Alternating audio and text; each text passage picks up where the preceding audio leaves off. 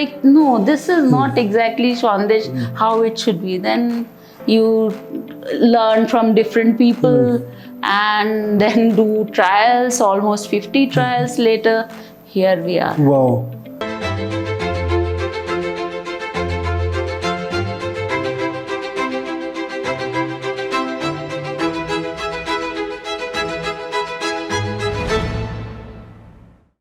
Hi everyone, I'm Suhasini Sood.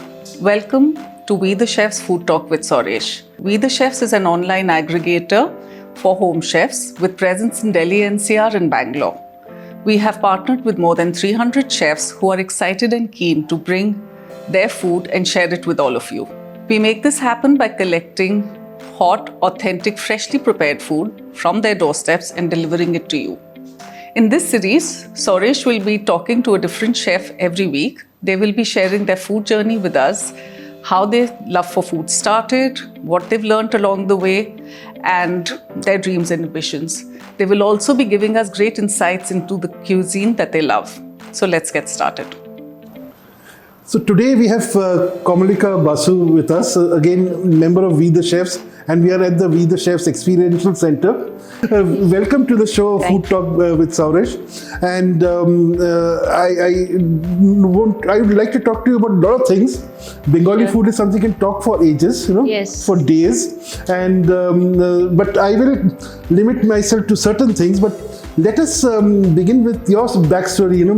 You just were talking about the fact that you were in the government, and then from there you got into cooking. What is the story? How did you get into cooking, and how did you? So I think a lot of one of the reasons why I got into cooking was my father's love for everything good food.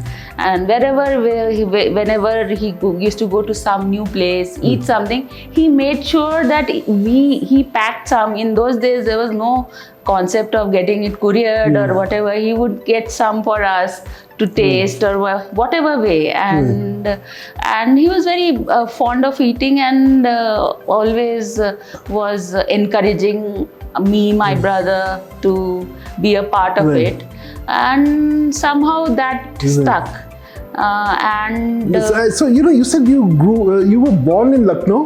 No, I was born in Calcutta, but at that point of time, my father was posted in UP. UP, okay. Yes. So you have a UP connection? Yes, through 10 your father? years. Yes. And so when did you become a home chef? Home chef, after I took my retirement, I was sort of thinking about a lot of things. So then slowly, since we are so much into food, slowly sort of gravitated towards it. Started with making Swandesh, learning. Wow. Making Swandesh. And I can tell viewers, I've had a Swandesh without her knowing that I was having it, and I must say they're fantastic. So anyway, we'll talk about it a little later. But so you started with Swandesh. Yeah, actually started with Swandesh. Started with a mold. Bought the mold first, so which was available on Amazon because they look pretty and all. So I don't know what came over me and thought that I could make Swandesh at home. So bought a mold, then failed miserably.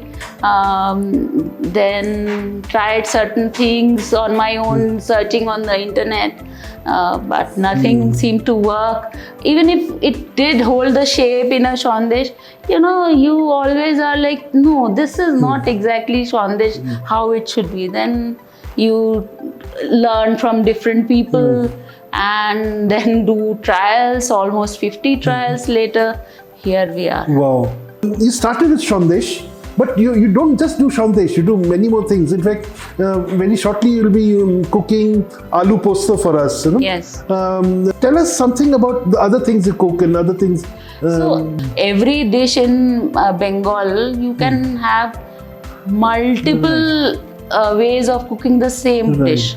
As you were asking about what I cook, for guests, I prefer cooking the Bengali dishes which I have grown up eating. I prefer not making fancy sounding dishes. These are things which are very not often we as I mean Bengalis, we often don't serve these to our own guests at home. There are certain things which, as you know, which are to be consumed by yourself, and there are certain things which are to be offered to the guests. So you're actually cooking for the people who are curious. Yes. Like from your menu, what are like the standout dishes, according to you? So like one of the dishes which is not something we serve to our guests, which is kochu bata, and it has been loved by everyone. Yeah. It's with colocasia leaves. No, bata, the kochu bata. Okay. The root. Yeah. So people have just loved it, and which is because one problem, say sometimes I have with kochu bata is that it leaves you with an itchy feeling. How do you get rid of that? We avoid it during the monsoons because it's more likely to give you a itchy throat. Mostly we have managed without. I think we would have done it about 50 times. In last 1.5 years. And you have not had any complaints? No, in only twice it happened that it gave itchy throat. But so people want it. I mean, once someone has had it. It's fantastic to eat. So, Yes, I can assure viewers, and if you haven't, you can always log on to www.wethechefs.in and order. What about, I believe you're doing a ilish Hilsa fish special on the 1st of September? Yes. Here at the We the Chefs Experience Center? Yes. Now, tell us about Hilsa and, what are you doing?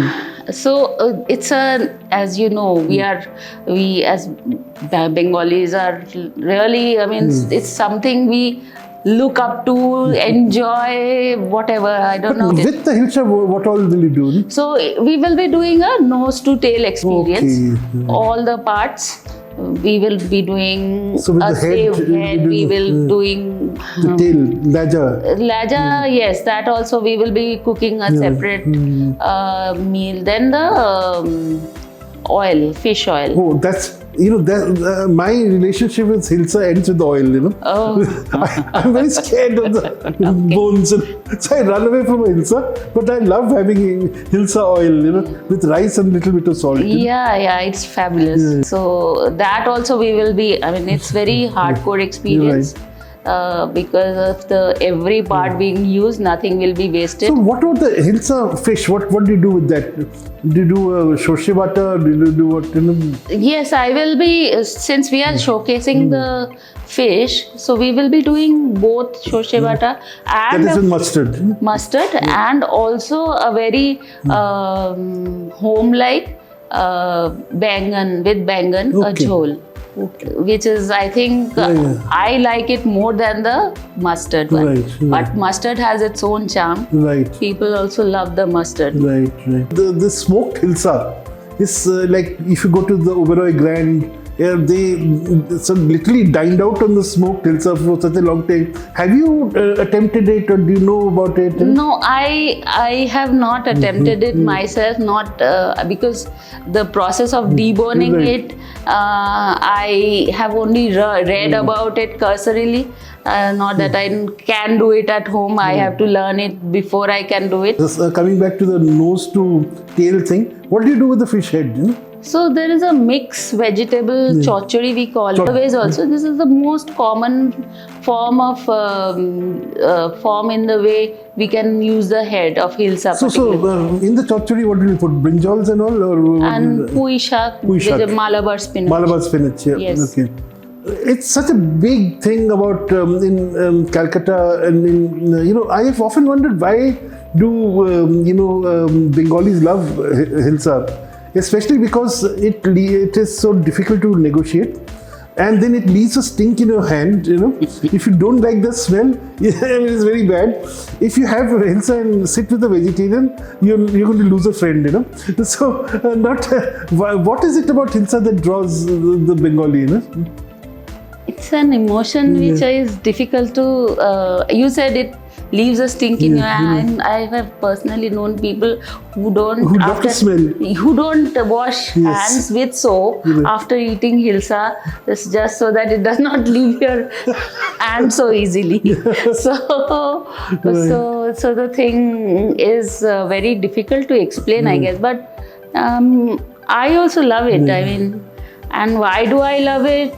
The mouthfeel, the fishy smell, everything put together. I think it's the fishy smell which sort of, I think, very different. Every fish has its own sort of aroma, if I could say it that way.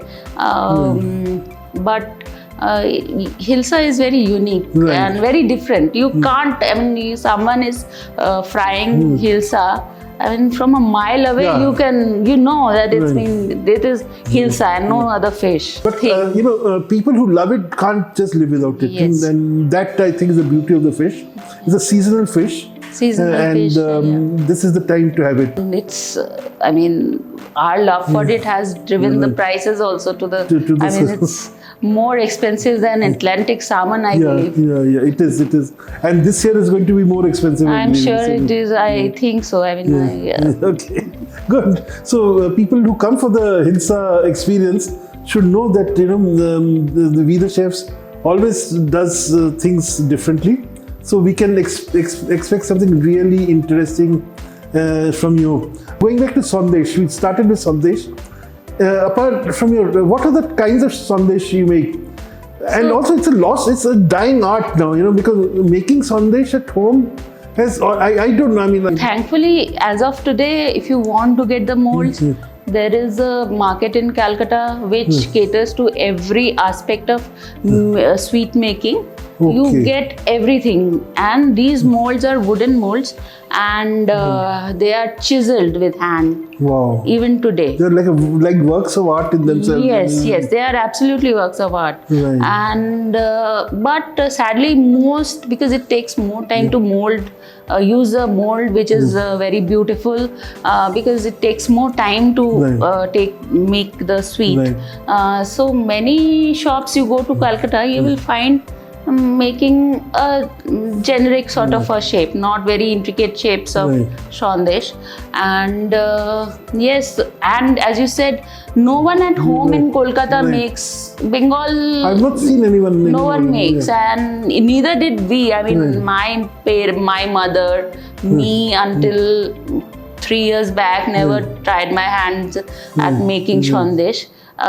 So this was just pretty molds that led to one thing and the other. And so in a way, you're holding away an old art form, really, yes, I mean, Bengal, one of the things very famous about Bengal is the sweet making, right? It would be good if this can be, I mean... And it can be brought to the home setting. Yes. By a home chef, So before concluding, when I heard that you're doing aloo posto, I thought I must, end it with a little bit of gyan from my end, Yes. And that is, the story of posto is very interesting, the British were growing poppy, the opium poppy for China. They wanted to balance their tea trade, the money they were spending on tea. Rather, they thought, look, let us dump opium on China and pay for a tea so that our silver and gold doesn't go to China. They did it, but they did one thing. They banned the consumption of opium in India except in particular licensed shops, which the rule still exists, by the way. True. And what was left was the poppy seeds. Now, those opium poppy seeds are now become so famous as posto. So interesting, these are all the stories. I mean, food is not only about eating, it's also about stories. Absolutely. So thank you so much, Kamalika. You have very interesting days ahead. And September 1st will be your test. Yes. I'm sure your legion of admirers will only grow after the ilish March experience. Thank you so much. Thank you for coming to We the Chefs Experience Center. Thank you. Press the like, subscribe and bell icon, and don't forget to order from We the Chefs to taste the stories of our home chefs.